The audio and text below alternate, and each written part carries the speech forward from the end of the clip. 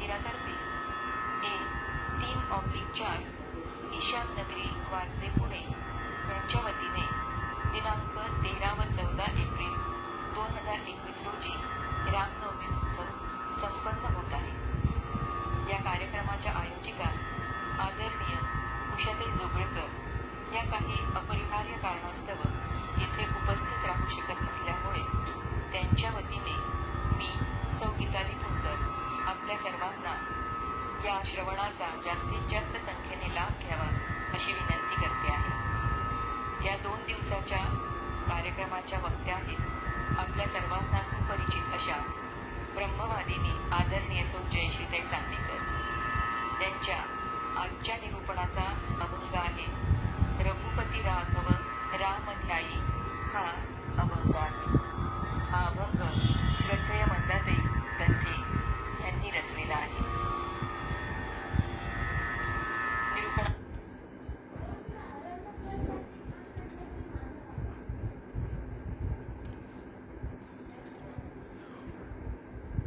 गेलो.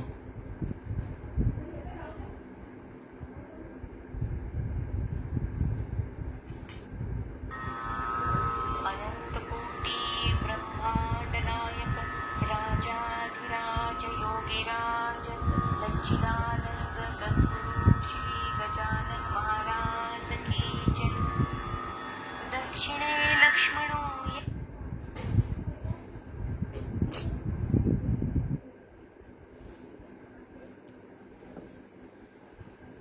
नाही पाहिजे मी हो ना. नाही थांबला.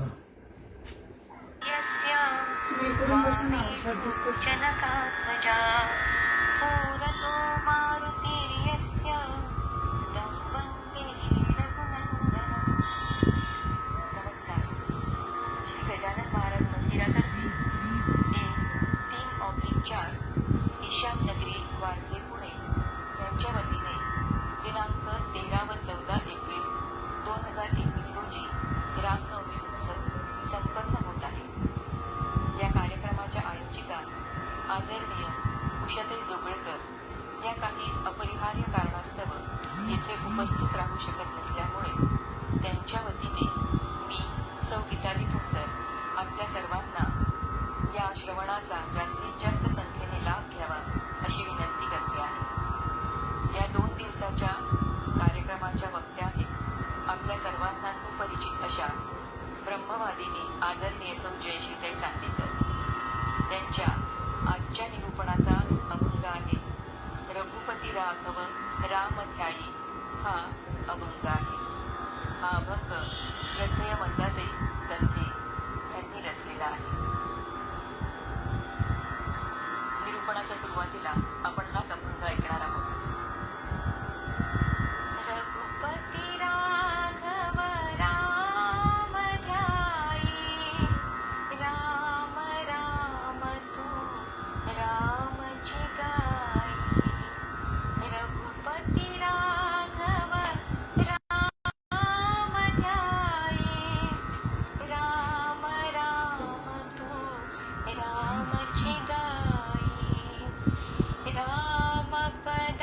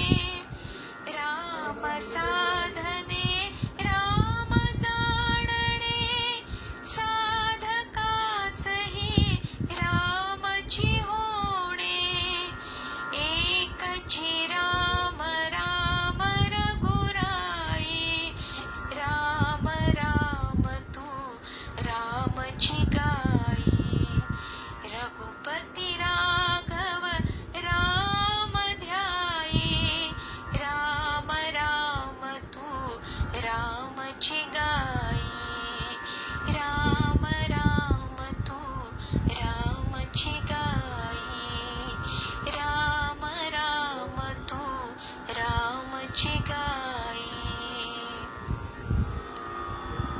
आजच्या वक्त्या आदरणीय सौ जयश्री सांगवीकर यांना मी विनंती करते की त्यांनी आपल्या निरूपणाला प्रारंभ करावा.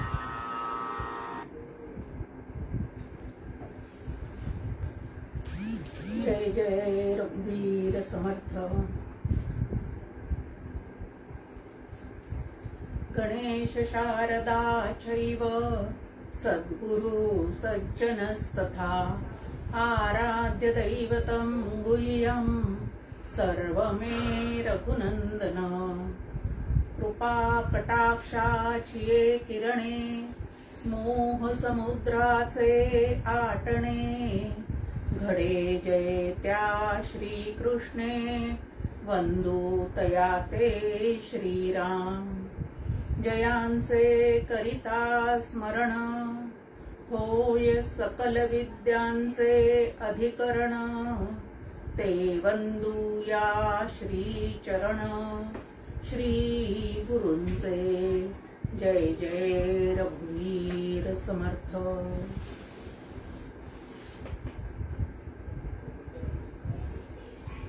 आदरणीय उषाताईंनी आयोजित केलेल्या रामनवमी उत्सवात सहभागी झालेल्या सर्व श्रोत्यांना मनपूर्वक अभिवादन करते.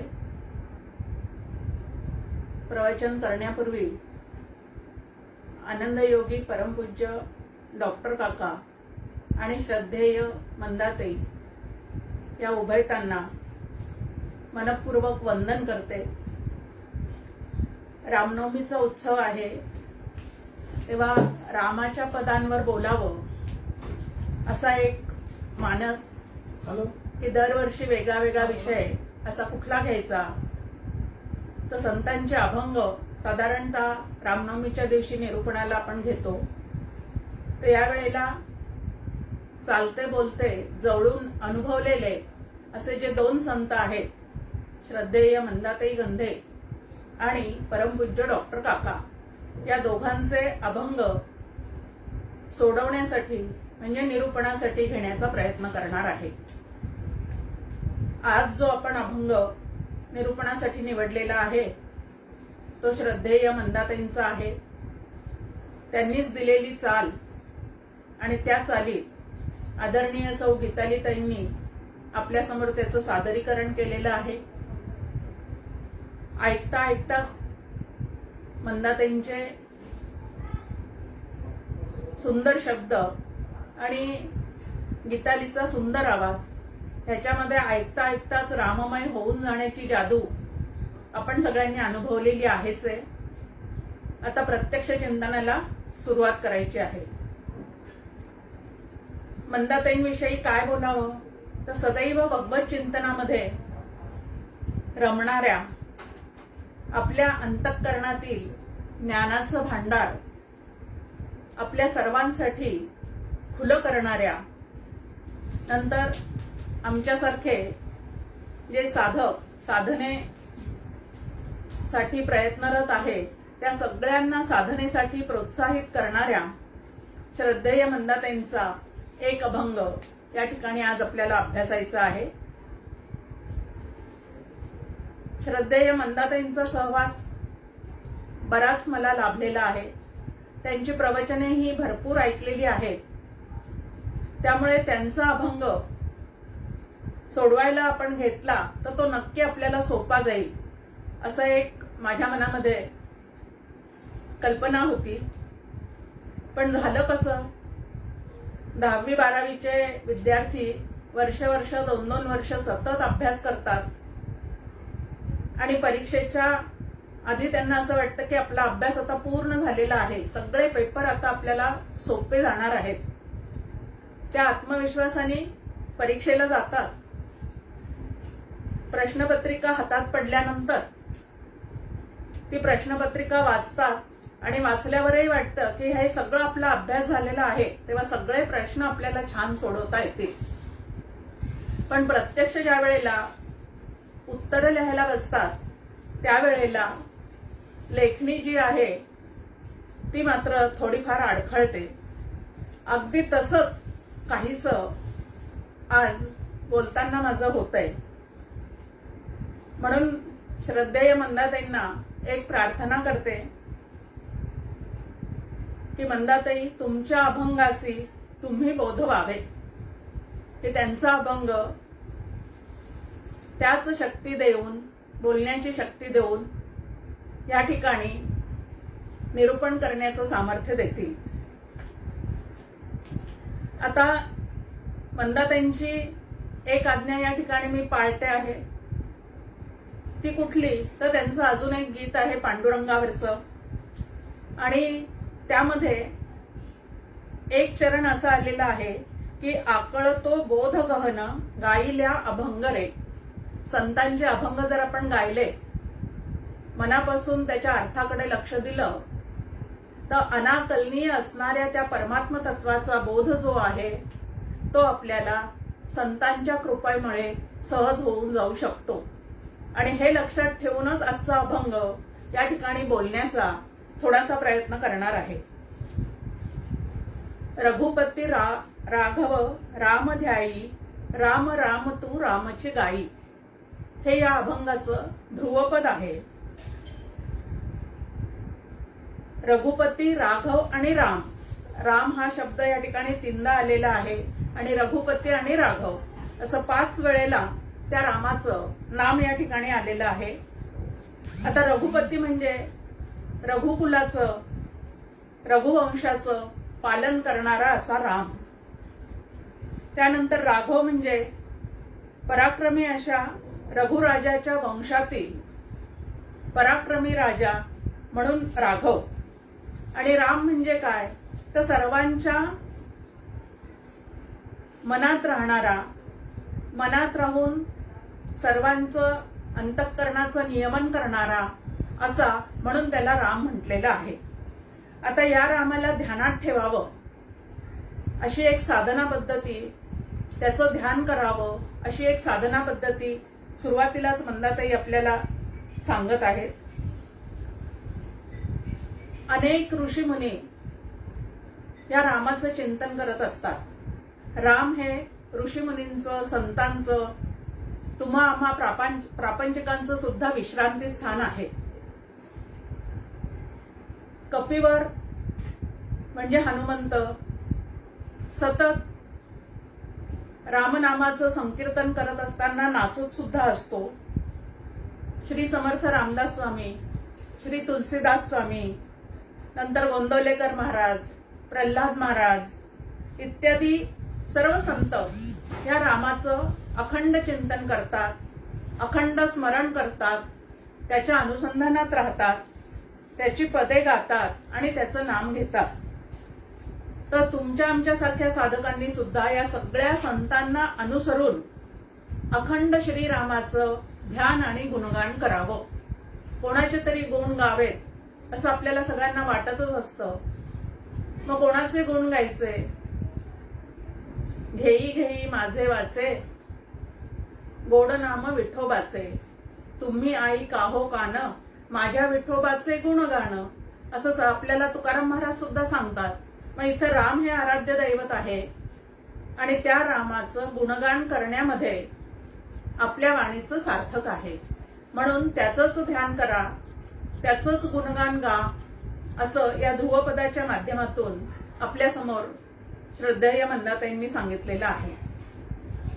पुढचं जे कडवं आहे त्यामध्ये रामपदांचा सहवास आणि रामपदांचा होई दास असं आपल्या समोर मांडलेलं आहे.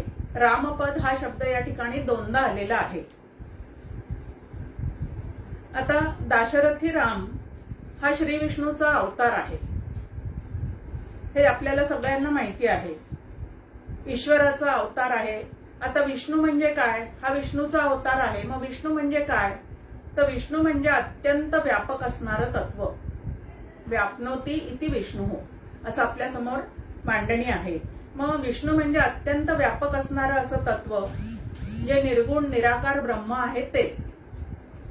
आता निर्गुण निराकार परब्रह्म आणि सगुण निराकार ईश्वर तत्व या दोन्हींचाही समावेश दाशरथी रामाच्या चरणामध्ये पूर्णपणे एकवटलेला आहे. सगुण निर्गुण दोन्हीही या सगुण साकार श्रीरामाच्या ठिकाणी पूर्णपणे एक झालेले आहेत आणि म्हणून साधकाने ह्या चरणांचा सहवास करावा. म्हणजे अखंड साधकाने दाशरथी रामाच्या, ईश्वररूप रामाच्या आणि ब्रह्मरूप रामाच्या चिंतनात राहण्याचा प्रयत्न करावा. सहवास करावा म्हणजे त्याचा प्रयत्न करावा. आता आपलं जे मानवी मन आहे ते खूप काळ एकांतामध्ये राहू शकत नाही. कुणाच्या तरी सहवासात राहण्याची तुम्हाला आम्हाला प्रत्येकाला ओढ असते. आता ही सहवासाची जी ओढ आहे ती भागवताना सुद्धा विवेकच पाहिजे. समर्थ आपल्याला म्हणतात, विवेकाचे फळते सुख, अविवेकाचे फळते दुःख. आता सहवास करावासा वाटतो, संगती करावीशी वाटते, संग धरावासा वाटतो, तर मग त्या ठिकाणी सुद्धा आपण काय केला पाहिजे, तर विवेकच केला पाहिजे. आणि तो विवेक जो आहे तो आपल्याला कसा करायचा ते संत शिकवतात. मग कोणाच्या सहवासात राहावं, तर म्हणतातही आपल्याला म्हणतात, रामपदांचा कर सहवास. रामाच्या पदांचा सहवास कर. आपण हल्ली पाहतोय की आपण सगळेजण कोणाच्या सहवासात आहोत, जास्तीत जास्त कोणाच्या सहवासात राहतोय आपण सगळेजण, तर अचेतनाच्या, जडाच्या संगतीमध्ये, सहवासामध्ये आम्ही सातत्याने राहतोय. आणि म्हणून आपली बुद्धी सुद्धा जडमूड होत चालली. वाटत चाललंय आपल्याला की या मोबाईलमध्ये भरपूर गोष्टीचं ज्ञान असतं. ऑन केला की ज्ञानाचं भांडार आपल्या समोर खुलं होतं. आता जगाविषयीची भरपूर माहिती त्यामध्ये मिळते, पण जगाचं स्वरूप जे आहे ते मात्र स्पष्टपणे हा मोबाईल सांगू शकणार नाही. ते आपल्याला संतच सांगणार आहेत. मोबाईल, त्यानंतर टीव्ही, लॅपटॉप ह्याच्या संगतीमध्ये सतत राहिल्याचा परिणाम लहान वयापासून त्याच्यामध्ये राहण्याचा परिणाम म्हणून लहान मुलांना डोळ्याला चष्मा लागलेला आपण आता पाहतो. जो आपल्याला 40 नंतर लागायचा तो आता लहान मुलांना आधीपासूनच चष्मा लागलेला पाहतो. त्यानंतर मानेचे, पाठीचे दुखणे सुद्धा लहान वयापासूनच सुरू झालेले दिसतात. मग आता डोळे खराब होणे, पाठ, मान, गुडघे यांचे विकार सुरू होणे, तेही तरुण वयातच, बालवयातच सुरू होणे. हे चांगलं आहे का वाईट आहे? मग हा सहवास किती काळ करावा याचा सुद्धा विवेक करावा लागतो. मोबाईल निश्चितच उपयुक्त आहे. कितीतरी गोष्टी त्याच्या माध्यमातूनच आपल्यापर्यंत पोहोचत आहेत. आत्ताचा कार्यक्रम सुद्धा या मोबाईलद्वारेच आपल्यापर्यंत येऊन पोहोचलेला आहे. मग उपयुक्तता त्याची आहेच आहे, पण अतिवापर जो आहे, अतिसहवास जो आहे तो मात्र सर्वांसाठी घातकच आहे. म्हणून या जडाचा सहवास जो आहे तो आपण कमी केलाच पाहिजे. आता दुसरा सहवास जो आहे तो सचेतनांचा, म्हणजे व्यक्तीचा. आता अशा सचेतनांचा सहवास करताना सुद्धा काय पाहिजे, तर विवेकच पाहिजे. कित्येक जण पहा पाळीव प्राण्यांच्या सहवासात राहण्याचा प्रयत्न करतात, कारण ते सुद्धा जीव आहेत, म्हणजे सचेतन आहेत. मग कुत्र पाळतील, पोपट पाळतील, ससा पाळतील, हरिण पाळतील आणि त्यांच्या सहवासात राहण्याचा प्रयत्न करतात. मग अंतःकरण वृत्ती त्यांच्या सहवासात राहता राहता त्यांच्यामध्ये अडकून पडते. भागवतामध्ये आपल्या समोर जडभरताची कथा मुद्दाम दिलेली आहे की एवढा साधक असणारा तो, विद्वान असणारा तो, सत्पात्री असणारा तो, पण एका हरणाच्या मोहामध्ये अडकला आणि अंतिमती सागती ह्याप्रमाणे एक जन्म त्याला हरणाचा घ्यावा लागला. आता भागवत ऐकताना सुद्धा ह्या कथा जर आपण लक्षपूर्वक ऐकलेल्या असतील आणि त्याचा परिणाम काय होतो हे लक्षात घेतला असेल तर सहवास कोणाचा करावा ह्याचा विवेक आपल्या ठिकाणी जागृत होऊ शकतो. त्यानंतर कुटुंबियांचा सहवास असतो, मित्रमैत्रिणींचा सहवास असतो, राजकारणी लोकांचा सहवास असतो. याही सहवासामध्ये राहून काही सुख भोगण्याचा प्रयत्न, मनोरंजन करून घेण्याचा प्रयत्न आम्ही करत असतो. आता विषयी लोकांच्या संगतीमध्ये जर आपण राहिलो तर आपल्या अंतःकरणात असणाऱ्या विकारांचा रंग जो आहे तो अजूनच गडद होत जातो. विकार कमी होण्याऐवजी विकार वाढवण्याचं सामर्थ्य या विषयी लोकांच्या ठिकाणी असतं आणि मग त्याचा परिणाम म्हणून आपल्या चित्तातले रागद्वेष जे आहेत ते कमी होण्याऐवजी किंवा ते बाजूला केले पाहिजेत असा विचारही मनाला स्पर्श करत नाही आणि सगळं आयुष्य दुःखामध्येच आपल्याला काय होतं तर व्यतीत करावं लागतं. आता अशा लोकांचा संग सुद्धा समर्थ आपल्याला म्हणतात, नसे राम ते धाम सोडून द्यावे, की ज्यांच्या संगतीत गेल्यानंतर आमचं मन क्षणाक्षणाला रागद्वेषांनी भरलं जातं, त्यांच्या संगतीमध्ये राहून आपल्याला पूर्ण सुखरूपता कधी येणार आहे का? आणि म्हणून नसे राम ते धाम सोडून द्यावे, जिथं सुख शांतीचा भंग करण्याचं कार्य होतं तो सहवास जो आहे तो आम्ही काय केला पाहिजे तर त्यागलाच पाहिजे. मग सहवास कोणाचा करावा तर तोच विवेक या पदामध्ये संबंधातही आपल्याला सांगतात की रामपदांचा सहवास करा, म्हणजे भगवंताच्या सगुण निर्गुण रूप चिंतनामध्ये राहण्याचा प्रयत्न करा. सदा संगती सज्जनाची धरावी. हा विवेक जागा राहण्यासाठी, हा विवेक जागृत होण्यासाठी संगती कोणाची करावी तर सज्जनांची संगती करावी, की ज्यांच्या सहवासात गेल्यानंतर रामनामाची गोडी लागते, ज्यांच्या सहवासात गेल्यानंतर राम नावाचं तत्व जे आहे ते समजून घ्यावंसं वाटतं, त्यांची संगती जी आहे ती तुम्हाला आम्हाला पूर्ण सुखरूपता प्राप्त करून देणारी आहे. आणि संत संगतीचा परिणाम म्हणून अहम ममताच्या बेड्या त्याच्यातून सुटायची इच्छा निर्माण होते. चित्तामध्ये वाढलेला मोह जो आहे तो कमी त्या ठिकाणी व्हायला सुरुवात होते, कारण वारंवार सत्तत्वाचं निरूपण करून असत गोष्टीत अडकल्यामुळेच आपल्याला दुःख प्राप्त होतं. हे त्यांच्या प्रवचनांमधून, कीर्तनांमधून तुम्हाला आम्हाला सातत्याने अंतःकरणावर बिंबवलं जातं. आणि म्हणून सहवास कोणाचा करायचा तर रामपदाचा करायचा. आता या रामपदाचा सहवास करण्यासाठी रामाचं नाम आहे, रामाचं रूप आहे, रामाचं चरित्र आहे आणि राम ज्यांच्या अंतःकरणामध्ये अखंड राहतो असे रामाचे भक्त सुद्धा आहेत. मग आम्ही त्यांचा जर सहवास केला तर आम्हाला सुद्धा त्या रामाचा काय लागेल तर छंद लागेल. आणि हाच छंद जर तुम्हाला आम्हाला जोपासता आला, वाढवता आला तर त्याच्यामध्ये आपल्याला अजोड पुण्याई असं या ठिकाणी मंदाताई म्हणतात की खूप मोठं शुद्ध पुण्य जे आहे ते तुमच्या आमच्या पदरी साठायला सुरुवात होते. पुढे म्हटलंय की रामपदाचे दास व्हावे.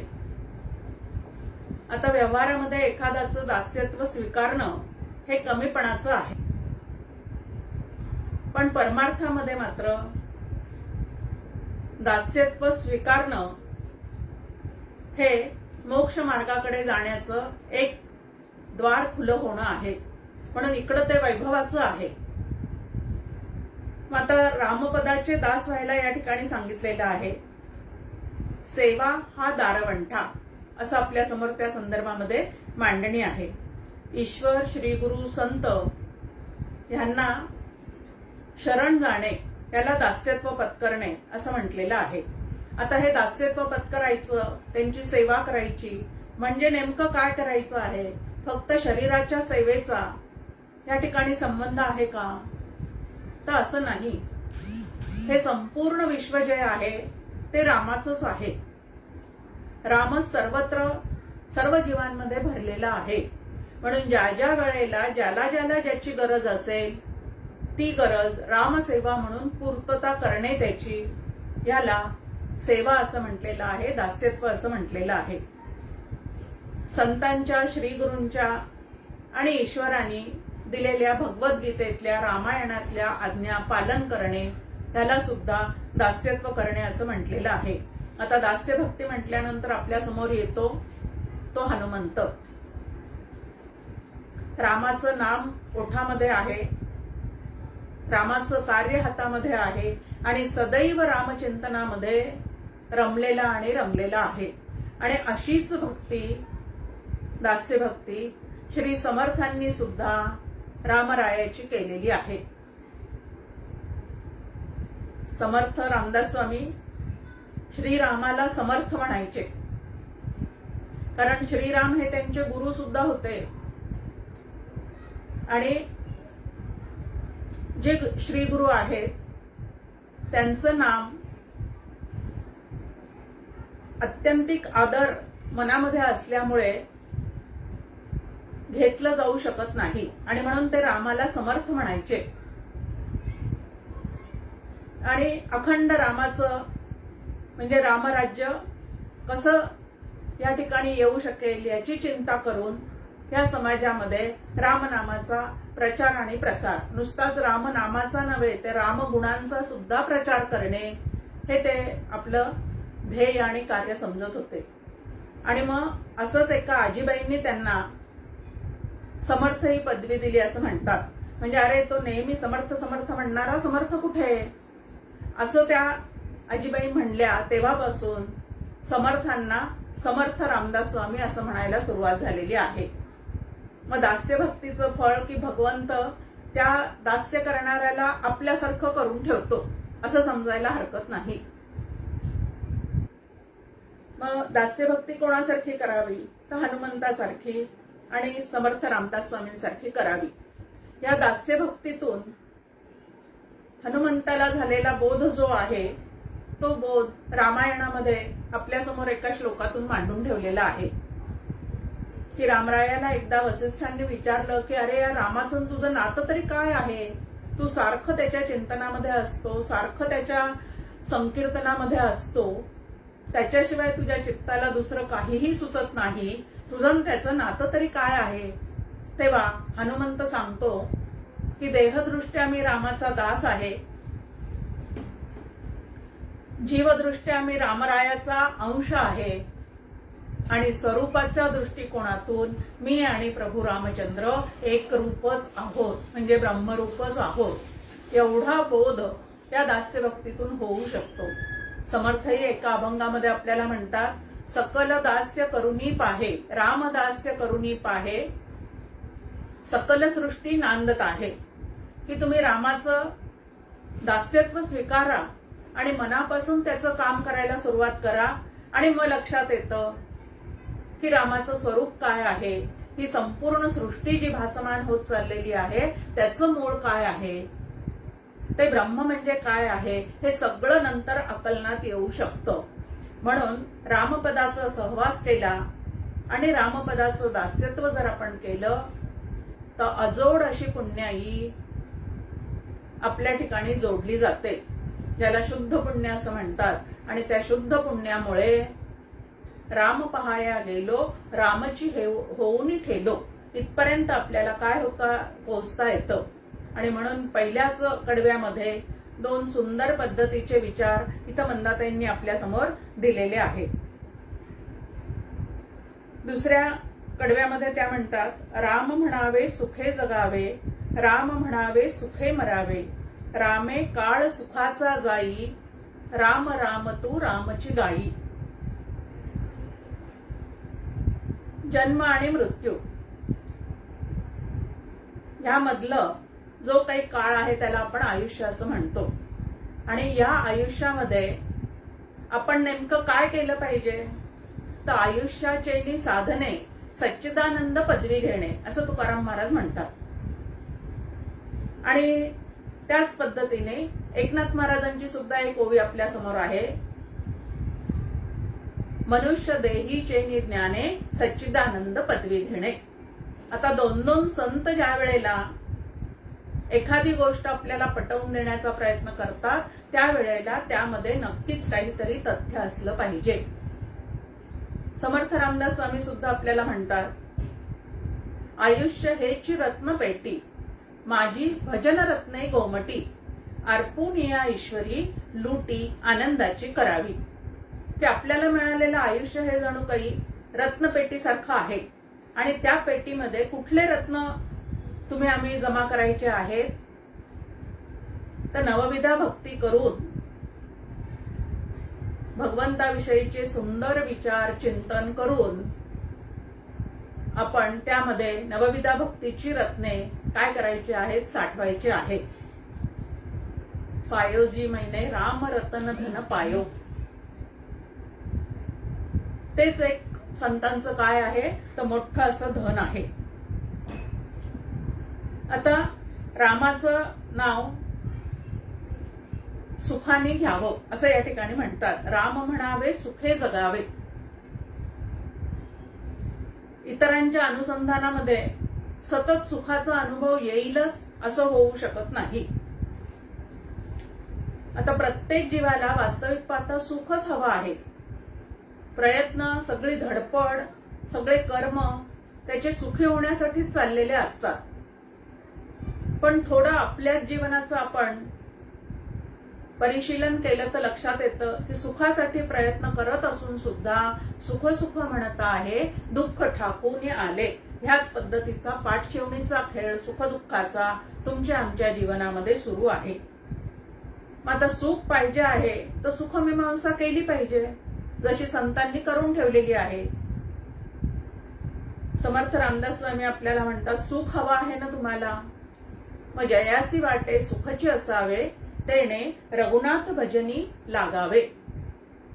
की रघुनाथ हे सुखरूप तत्व आहे आणि तुम्हाला जर सौख्य पाहिजे आहे, सुखरूप व्हायचं आहे तर भजन तुम्ही विषयांचं करू नका, विषयी जनांचं करू नका, या दृश्यामध्ये खूप रंगून रमून राहू नका.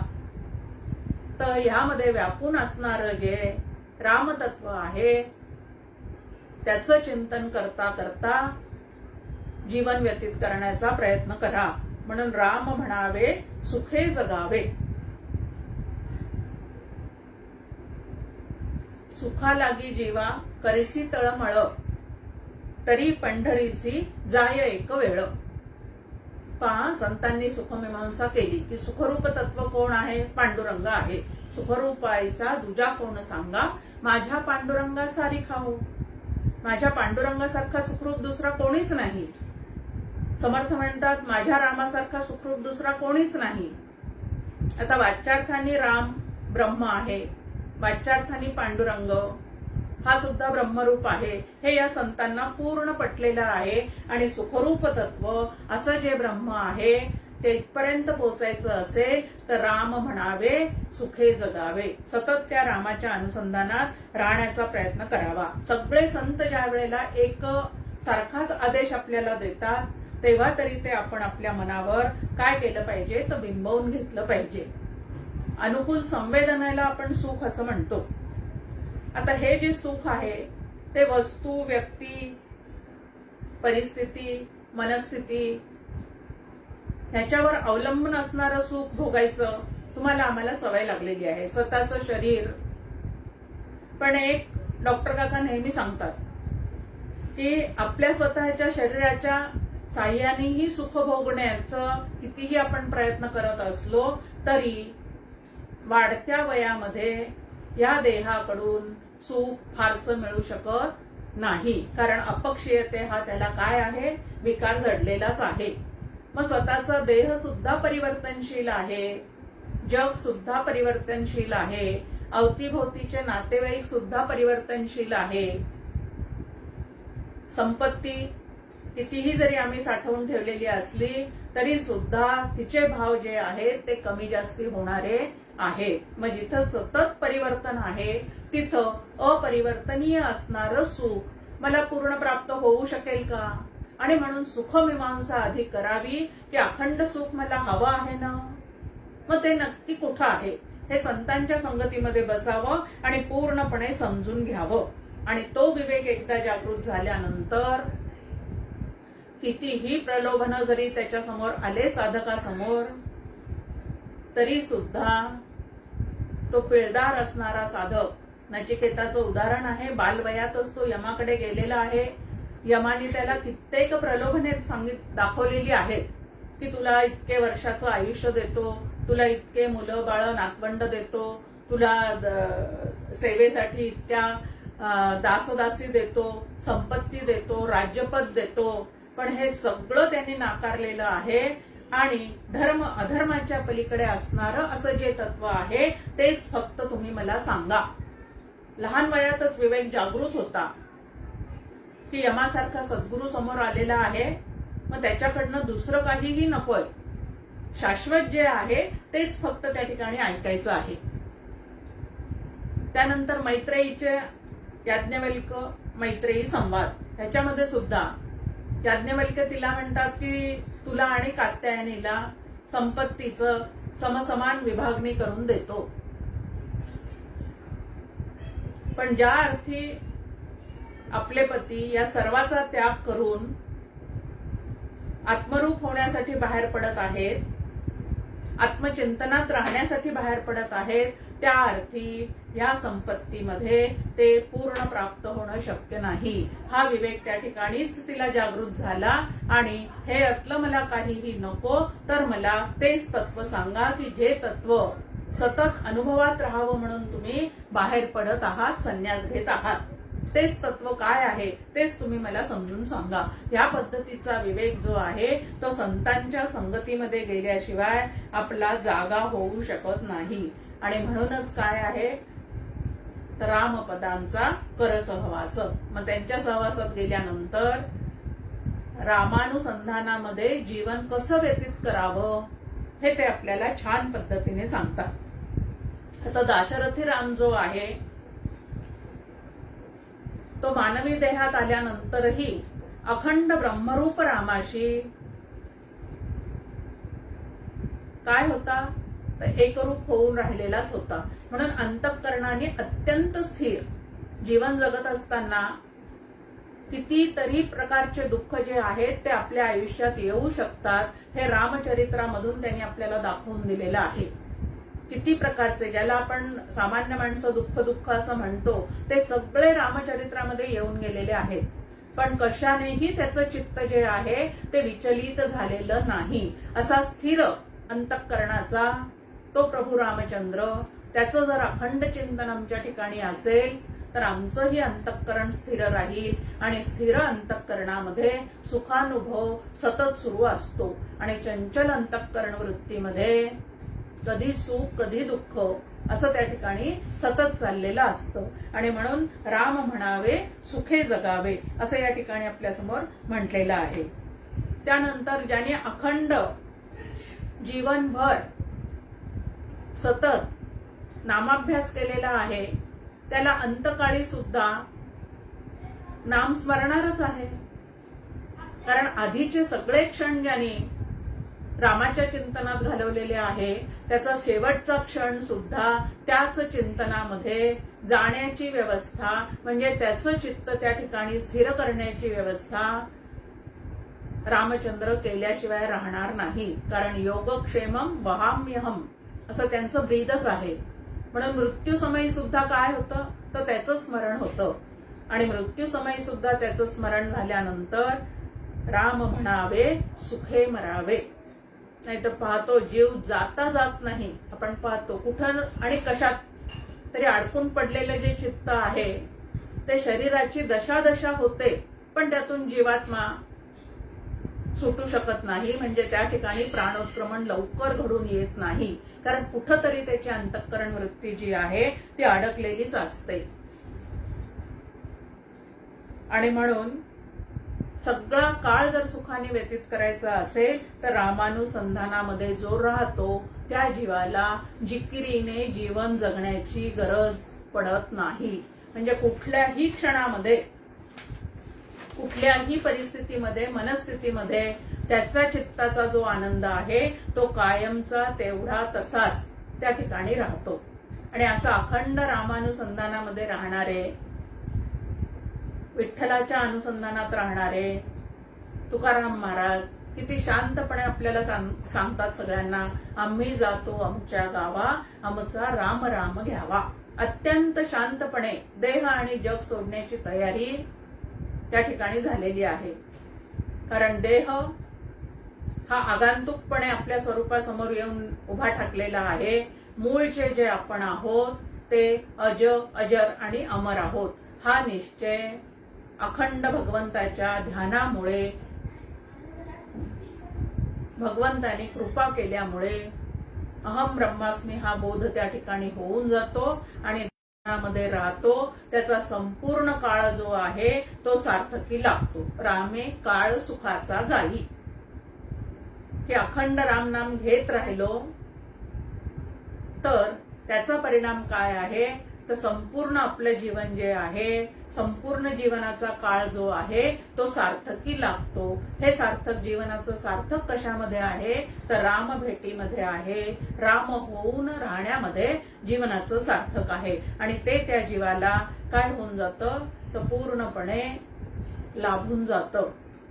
आणि म्हणून समर्थ आपल्याला म्हणतात, प्रभाते मनी रामचिंतित जावा.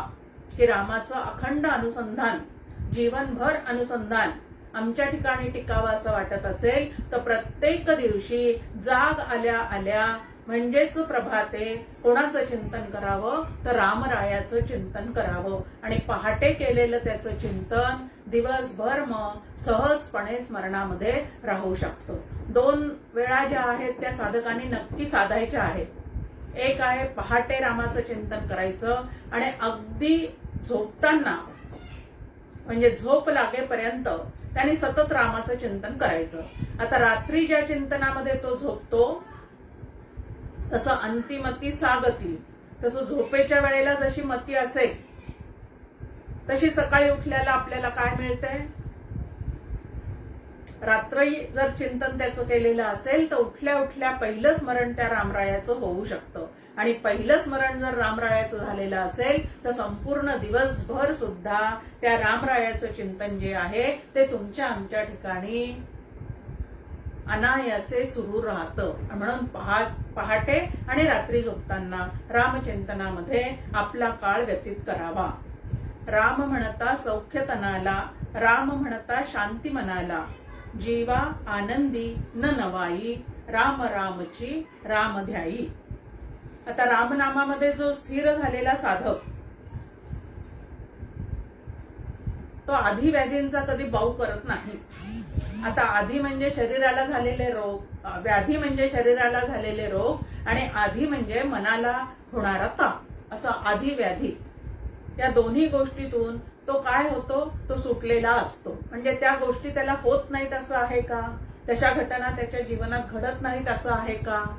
प्रपंचात जे जसं चालायचं आहे तसंच चालत राहतं. पण मनस्थितीच पूर्णपणे बदललेली असल्यामुळे, अंतःकरणातले विचारसरणीच पूर्णपणे बदललेली असल्यामुळे ह्या गोष्टींचा तो अजिबात बाऊ करत नाही. आणि म्हणून तन आणि मन ह्या दोन्हीही गोष्टी त्याच्या सुखरूप होऊनच राहतात. समर्थ आपल्याला म्हणतात, देहे दंडनेचे महादुःख आहे, महादुःख ते नाम घेतान राहे. आता शरीराला होणाऱ्या व्याधी, आता आपण पाहतोच आहे, कोरोना काळ चालू आहे सगळीकडे. त्या व्याधीला सगळेजण किती घाबरलेले आहेत, त्या संघाला सगळेजण किती घाबरलेले आहेत. पण त्याच्याही पेक्षा सूक्ष्म असणारं असं ते भगवंताचं स्वरूप आहे. ते जर आपण लक्षात ठेवलं तर हे जे मृत्यूचं भय आहे ते चित्तातून आपल्या दूर होऊ शकतं. राम म्हणता सौख्य तनाला. एक उदाहरण सांगते आपल्याला डॉक्टर काकांचं, म्हणजे लगेच लक्षात येईल आपल्याला. डॉक्टर काकांना सर्दी आणि खोकला ही जी व्याधी आहे ती शरीराला सतत जडलेलीच आहे. भरपूर औषध गोळ्या सगळं घेत असताना सुद्धा ह्या 2 व्याधी सारखं डोकं वर काढत असतात. मग आपण जर काकांना विचारलं, काका बरे आहात का, सर्दी खोकला कसं आहे तर काका छान उत्तर देतात, सर्दी मधुरम खोकला मधुरम. म्हणजे संतांची त्याच्याकडे पाहण्याची दृष्टी कशी आहे पहा, की अरे ते तर आता शरीरासोबत राहणारच आहेत. मग सारखं त्याच्याविषयी कुरकुर करण्यापेक्षा त्याच्यावर जी उपाययोजना आहे तीही करत राहायची आणि त्याच्यासोबत भगवंताचं नाम सुद्धा घेत राहायचं. म्हणजे त्या दुखण्याचा बाऊ न करता तन आणि मन आपल्याला सुखात ठेवता येतं. आणि ही जबाबदारी कोणाची आहे तर जीवात्म्याची आहे. काका नेहमी म्हणतात की या जीवात्म्याला स्वतःला दुःख देण्याची सुद्धा परवानगी वास्तविक पाहता नाही, कारण मूळचा तो आनंदरूपच आहे. पण तनामनाशी तादात्म्य पावलेला जो जीव आहे तो मात्र तिथं घडणाऱ्या सर्व घटना, तिथं होणाऱ्या आधिव्याधी यांच्यामध्ये अडकून पडतो आणि आनंदरूप असून सुद्धा सतत दुःख भोगत राहतो. आता देह तादात्म्य जिथं तीव्र असतं तिथं आधिव्याधींचा त्रास भरपूर आहे. आणि हे तादात्म्य कमी होऊन जिथं रामानुसंधान जास्ती आहे तिथं मात्र ह्या आधिव्याधींचा बाध केला जातो. म्हणजे योग्य उपचार करून घेऊन त्याचं चिंतन जे आहे ते त्या ठिकाणी अगदी कमी केलं जातं. आता राम म्हणता शांती मनाला, याचं उदाहरण तर आपल्या समोर शंकराचंच नेहमी दिलं जातं की हलाहल विष प्राशन करणारे. ती कथा सगळ्यांना माहिती आहे भागवतातली, की शंकरांनी सुद्धा स्वतःच सांगितलेलं आहे की त्या विषाचा दाह कमी होण्यासाठी काय काय उपाय केलेत त्यांनी. शीतल अशी गंगा जी आहे ती डोक्यावर त्यांनी धारण केली, शीतल असणारा चंद्र, थंड रक्ताचे साप सगळे गळ्यात घालून घेतले की तो दाह शमावा. पण तो दाह खरा कशामुळे शमलेला आहे तर जेव्हा रामनाम घेतलं त्यावेळेला, आता रामनाम हे अंतरंग साधन आहे आणि असं अंतरंग साधन घेतल्यानंतर माझं तन आणि मन दोन्हीही काय झालेले आहे तर शांत झालेले आहेत. म्हणजे ते दाहमुक्त झालेले आहेत असं प्रत्यक्ष भगवान शंकरही आपला अनुभव सांगतात. त्यानंतर हल्लीच्या काळामध्ये आपल्या समोर दोन उदाहरणं आहेत, एक संत वेणास्वामी आणि दुसरं संत मीराबाई. यांच्यावर सुद्धा विषप्रयोग झालेले होते. तसा प्रसंग त्यांच्याही आयुष्यात येऊन गेलेले आहे. पण भगवत चिंतनामध्ये रममाण असणाऱ्या या दोघींना त्या प्रसंगातही मनही त्यांचं शांत राहिलं आणि त्या विषाचा परिणाम शरीरावर सुद्धा त्यांच्या झाला नाही, असं त्यांच्या चरित्रामध्ये आपल्या समोर मांडण्यात येतं. आता प्रपंचात समाजामध्ये तुम्ही आम्ही वावरत असताना जननिंदेचं विष सुद्धा आपल्याला सतत काय करावं लागतं, प्राशन करावं लागतं. पण हे विष जे आहे ते खाली जाऊच द्यायचं नाही. म्हणजे त्याची परत परत चर्चा करायची नाही, ते उगाळायचं नाही. उगाळलं की ते काय होतं, आतमध्ये जास्ती घट्ट रुतून बसतं. म्हणून त्याची चर्चाही जास्ती करायची नाही, तर रामानुसंधानात राहायचं आणि उलट विचार कसा करायचा आहे की खरोखरीच माझं काहीतरी चुकलेलं आहे आणि माझ्या चुकीचं परिमार्जन करण्याची व्यवस्था जी आहे ती भगवंतांनी त्यांच्या मार्फत केलेली आहे असं समजून जर आम्ही जगामध्ये वागत राहिलो तर राग द्वेष सुद्धा आमच्या चित्तातले काय होऊन जातात तर कमी होतात आणि चित्ताचा आनंद जो आहे तो आमचा आनंद टिकायला मदत होते. कारण प्रभू रामचंद्र ब्रह्मरूप असल्यामुळे आनंद घनच आहे आणि म्हणून त्यांच्या चिंतनामध्ये तुमचा आमचा वेळ व्यतीत केला तर आनंद जो आहे चित्ताचा तो सारखा टिकून राहू शकतो. मग तुकाराम महाराज म्हणतात आनंदाचे डोही आनंद तरंग. सगळीकडे भगवत लीला त्यांना अनुभवाला येते आणि तुम्हाला आम्हाला मात्र माया जी आहे ती छळते असं वाटतं. आता सकल कारणासह दुःख निवृत्ती आणि परमानंदाची प्राप्ती ज्याला करून घ्यायची आहे त्यांनी रामनामामध्ये अखंड राहण्याचा प्रयत्न करावा. चौथ्या ह्याच्यात म्हणतात रामचिंतने चिंता वारण, राम दर्शने अशुभ निवारण, राम गायने बहुहित होई, राम राम तू रामची गाई. आता प्रापंचिकांना सतत आपल्या प्रपंचाची चिंता वाटत राहते. चिंताग्रस्त इज इक्वल टू प्रापंचिक असं समीकरण मांडायला अजिबात हरकत नाही. काय होईल कसं होईल, काय होईल कसं होईल, ह्या जपाने तुमचं आमचं चित्त जे आहे ते सतत व्याकुळ क्षुब्ध होत राहतं. आणि व्याकुळ क्षुब्ध अशांत असणाऱ्या चित्ताला कधीही सुखाचा अनुभव येऊ शकत नाही. मग चित्ताची शांती बिघडवण्याचं काम जे आहे ते हे प्रपंचाची चिंता जी आहे ती करत असते. अनेक आधिव्याधींना आमंत्रण देण्याचं काम ही चिंता नावाची गोष्ट जी आहे ती करत असते.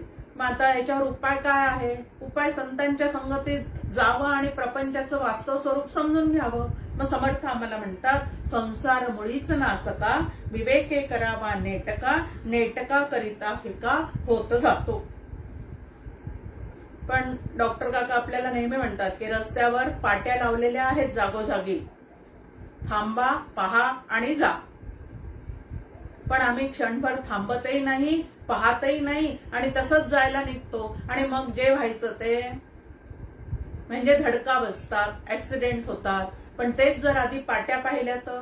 तसं संपूर्ण जीवन जगत असताना या संतांच्या वचनांच्या पाट्या ज्या आहेत त्या तुम्ही आम्ही सातत्याने पाहिल्या पाहिजेत. त्या पाहून मग जर विचार करून पुढचे पावलं टाकले तर तुम्हाला आम्हाला अशा चिंता करण्याचं कारण अजिबात पडणार नाही.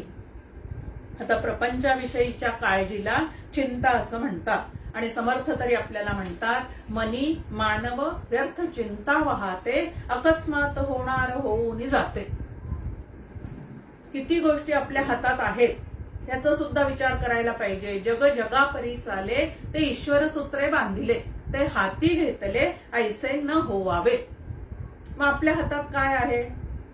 आपल्या हातामध्ये काळजी घेणं आहे, तेवढं करावं. पण काळजी चिंता मात्र करू नये.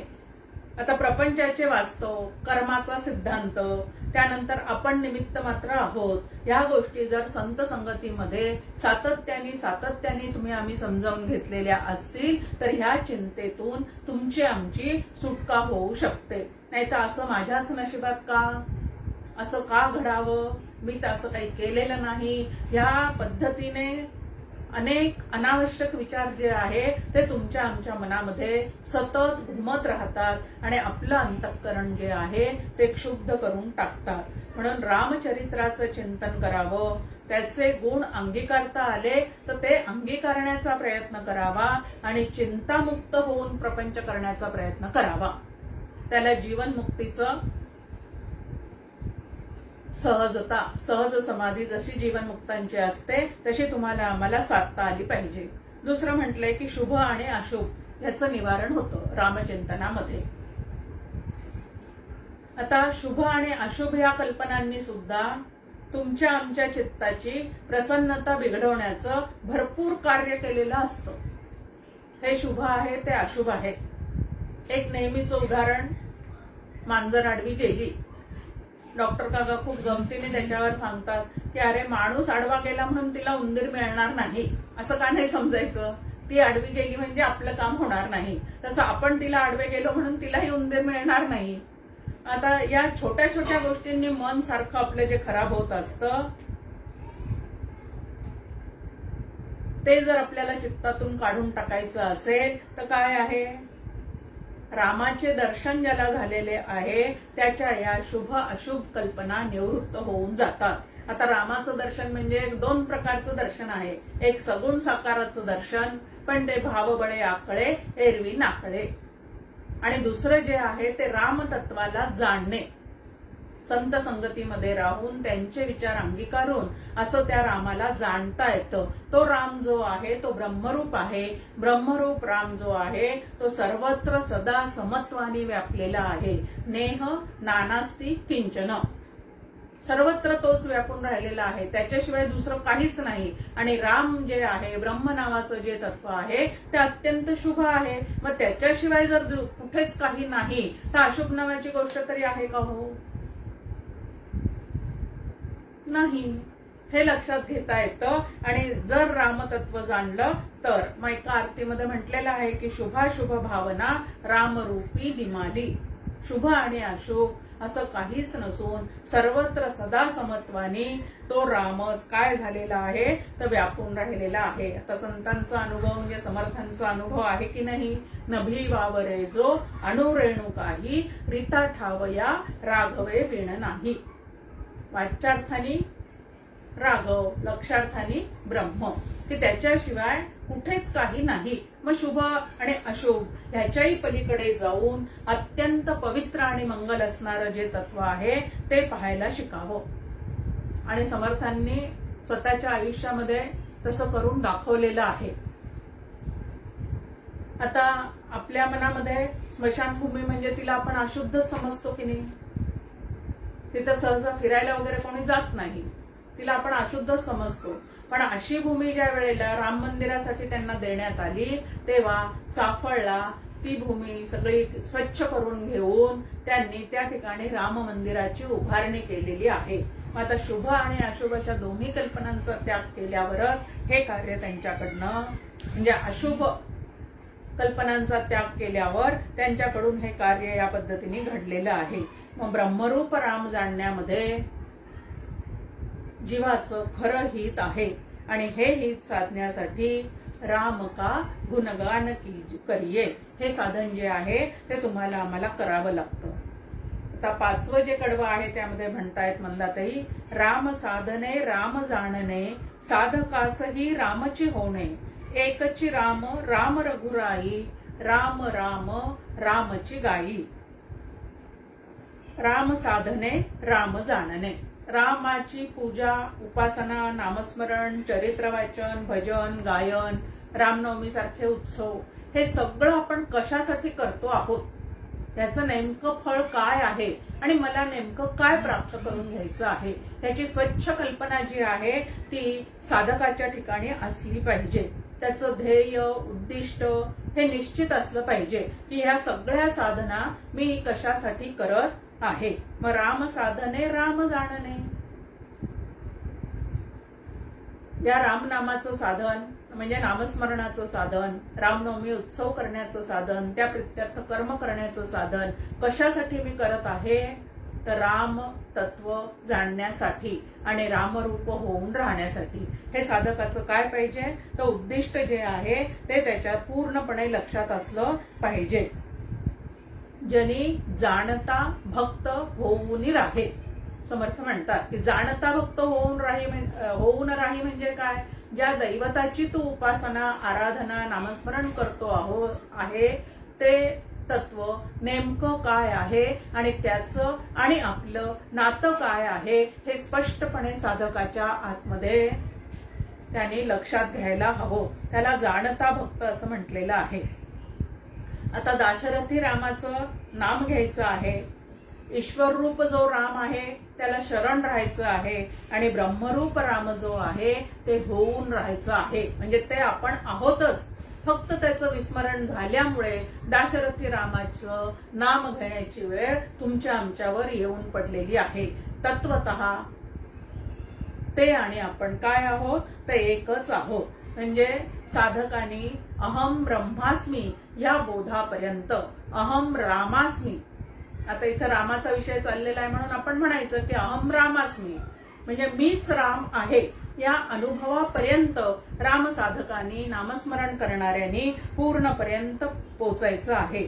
आणि श्री गुरु रूप राम जो आहे तो या रामकृपेने जर आपल्या जीवनात आला तर तो आपल्याला राम असा 3 प्रकारचा नसून तो पूर्णपणे एकच आहे, ब्रह्मरूपच राम आहे आणि तेच ब्रह्म तू आहेस असा उपदेश आपल्याला देऊन आपल्या जीवनाचं सार्थक करण्याची गुरुकिल्ली जी आहे ती आपल्या हातात देत असतात. आणि असं जे पूर्ण राममय आपल्याला करून टाकणारा एक अभंग आज या ठिकाणी रामनवमीच्या निमित्ताने पाहण्याचा प्रयत्न केलेला आहे. त्यामध्ये स्पष्टीकरण करताना काही कमी जास्त नक्कीच झालेलं असणार, त्याबद्दल दिलगिरी व्यक्त करते. परत एकदा असा सुंदर अभंग आमच्यासाठी परमपूज्य मंदाताईंनी लिहून ठेवलेला आहे म्हणून त्यांना परत एकदा मनपूर्वक वंदन करते आणि या ठिकाणी थांबते. उद्या बरोबर 4 वाजता आपण परमपूज्य डॉक्टर काकांचा एक अभंग रामनवमीच्या निमित्ताने पाहण्याचा प्रयत्न करू. जय जय रघुवीर समर्थ.